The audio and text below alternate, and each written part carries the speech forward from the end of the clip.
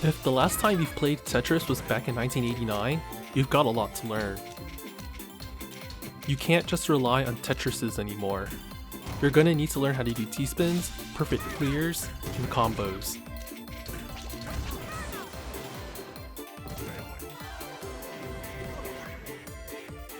Let's start by learning T-spins. T-spins are special line clears that happen when you spin the J Tetromino into holes with a T-shaped configuration.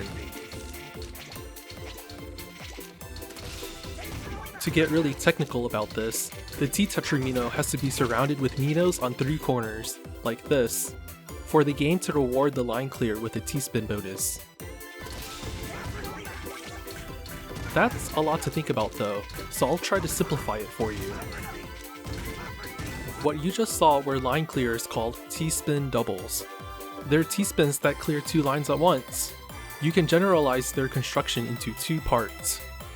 First, you need to make the base of the T-spin, which contains the T-shaped hole. Then, to satisfy the 3-corner rule, you need to top off the hole with an overhang. After that, soft drop the J Tetromino into the hole, rotate it, and clear.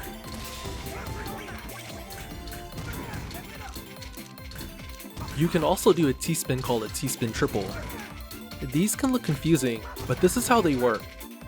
Instead of a T-shaped hole that's 2 rows tall, you need T-shaped holes that are 3 rows tall like this. Then, you need to top them off with an overhang with this spacing. Stick the J Tetromino into the overhang, and press the rotate button to kick the piece into the hole. T-spin triples can send 6 rows or more of garbage, which is more powerful than a Tetris. Crazy, right? T-spin doubles and T-spin triples both have situations where one may be more useful than the other.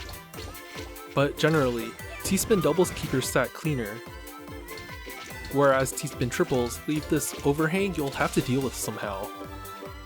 For that reason, you'll see players using T-spin doubles as their mid-game form of attack.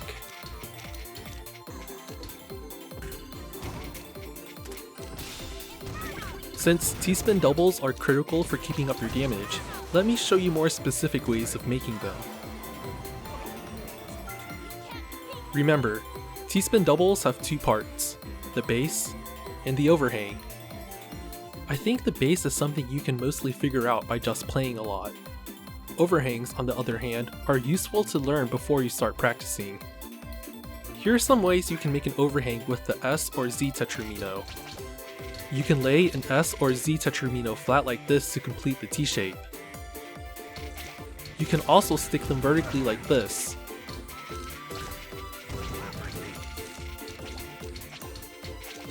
Finally, you can hang them over another piece like this.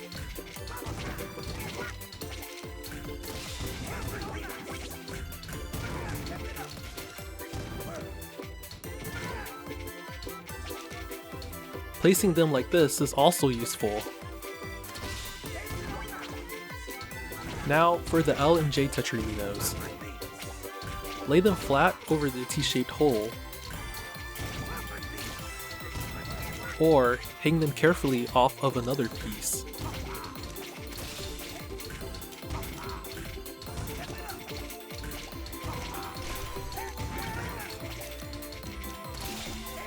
For the O Tetromino, just lay them on top like this.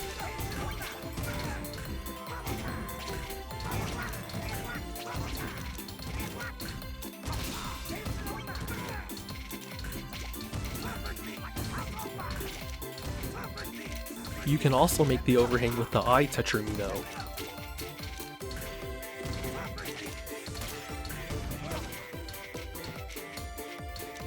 You can make the overhang with the T Tetromino too, but usually you want to save them for doing the actual T-spin.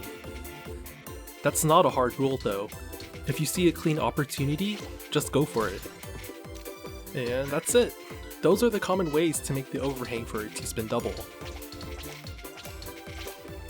I know T-spins might seem like a totally different way of playing Tetris, but if you practice them a lot, I'm sure you'll get the hang of them.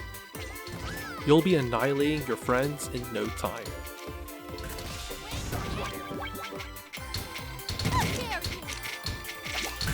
Run, The